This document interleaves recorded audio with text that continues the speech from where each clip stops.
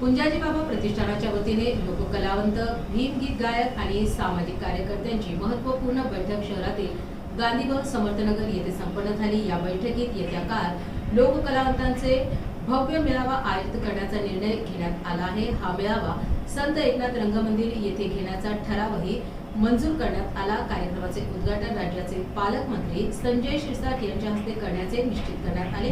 बैठकीला प्राध्यापक डॉक्टर ऋषिकेश कांबळे, एकनाथ त्रिभुवन रगडे, TLC चव्हाण, शैलेंद्र मिसाळ, शांतीलाल पवार, प्रवीण केदार, अर्जुन गिरे यांच्यासह अनेक कलावंत, सामाजिक कार्यकर्ते उपस्थित होते। ओके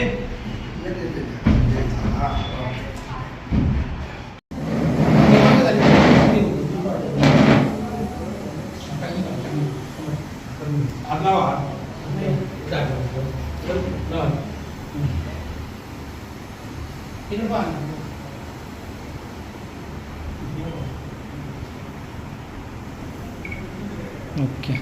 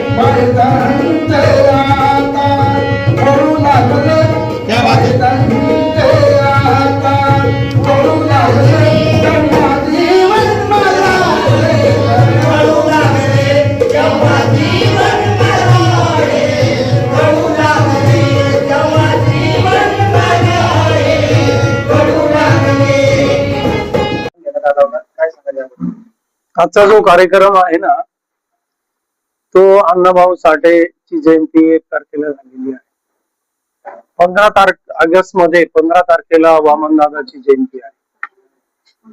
तर या जयंतीच्या निमित्तानं आमचा मोठा महोत्सव प्रतिवर्षी प्रमाणे याही वर्षी घेण्याचं ठरलेलं आहे।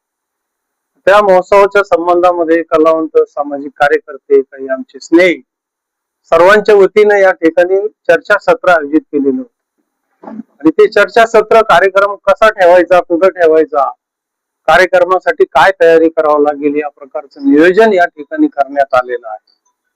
कलावंत म्हटलं की तिथं कला आली आणि म्हणून कलावंत आले म्हणून सर्वांनी आपली गीतं या ठिकाणी सादर केलेली आहेत। गेल्या 2-3 घंट्यापासून सातत्यानं कलावंत आपले गीत गायन करताय। मधून मधून कार्यक्रमाच्या प्रत्येक कलावंतांनी आपापले म्हणणे मांडलेले आहे की कार्यक्रम कसा असावा, त्यामध्ये कलावंतांना कसं आपण काय आपण त्यांना सन्मान केला पाहिजे, त्यांना कशी स्टेज निर्माण झालं पाहिजे, या संबंधीच प्रत्येक आमच्या सर्व कलावंतांनी हिरिरीनं भाग घेतलेला होता। त्या कार्यक्रमासाठी आदरणीय रगडे सर वगैरे सगळी नेते मंडळी या ठिकाणी हजर होती। क्रांती दलाचे शैलेंद्र मिसाळ होते, त्याचप्रमाणे अजून आमचे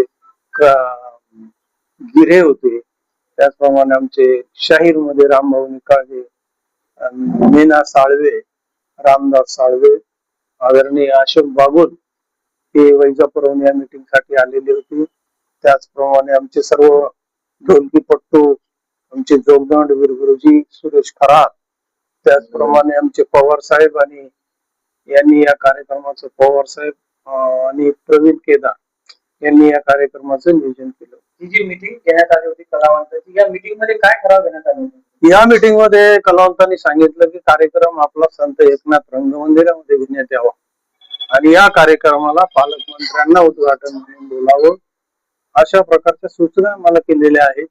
त्या पद्धतीने आम्ही आता निर्णय घेऊ की कोणाला कसं बोलवायचं आणि कार्यक्रमाला निमित्त कार्यक्रम पुढे ठेवायचा। आणि साधारण 99% कार्यक्रम हा एकनाथ रंगमंदिरामध्येच या वर्षीचा जयंतीचा कार्यक्रम होईल। ही संयुक्त जयंती आहे। या जयंतीच्या माध्यमातून सर्व धर्म समभाव ही एक भावना आमच्या कलावंताच्या मनामध्ये आज दिसून आलेली आहे की चालू परिस्थितीमध्ये अण्णाभाऊ आणि वामनदादाची ही संयुक्त जयंती व्हायला पाहिजे। साधारणतः किती कलावंत यामध्ये सहभागी होणार आहेत आणि कुठून कलावंत येतील? हा मेळावा साधारणतः महाराष्ट्र राज्याच्या अंतर्गत होईल. महाराष्ट्राच्या कानाकोपऱ्यातून कलावंत प्रतिवर्षी येत असतात आणि याही वर्षी आम्ही तसा प्रयत्न करणार आहोत की कलावंत मुंबई, पुणे, नागपूर आणि इकडे बुलढाणा, उस्मानाबाद वगैरे महाराष्ट्राच्या कानाकोपऱ्यातून कलावंत येतात आणि याही वर्षी येतील अशी अपेक्षा आहे. त्या संबंधीचं सर्व काम आणि सर्व तयारी करण्याच्या दृष्टीने आजची मीटिंग. कलावंतांना काही मान सन्मान पुरस्कार वगैरे मिळणार आहे का या कार्यक्रमात? जे कलावंत आपलं सादरीकरण करणार आहेत ना ते कलावंताला आम्ही त्यांचा सन्मान, त्यांना प्रशस्ती पत्र आणि ट्रॉफी आम्ही आमच्या संघटनेच्या वतीने त्यांना देणार आहोत. कलावंतांचे खूप काही प्रश्न आहेत महाराष्ट्र शासनामध्ये, त्याच्या संदर्भात पण काही कलावंताच्या या मेळाव्यामध्ये उद्घाटनाच्या प्रसंगी जे नेते मंडळी येतील त्यांना आम्ही या आमच्या कलावंताच्या सर्व अडचणीच्या संबंधातलं निवेदन प्रत्येकांना आम्ही देणार आहोत. विशेषतः पालकमंत्री आम्ही या कार्यक्रमासाठी याच्यासाठी बोलवणार आहोत की कलावंताचे प्रश्न काही सुटतील, त्यांच्या कानावरती आम्ही हे प्रश्न टाकून आमच्या कलावंताला एक स्थैर्य मिळवण्याच्या दृष्टीने आमची प्रयत्न आहे. आपलं नाव सर? मी एकनाथ पुंजाजी त्रिभुवन, मी माजी सभापती आहे आणि कलावंताचा काँग्रेस पक्षाचा सेलचा अध्यक्ष आहे.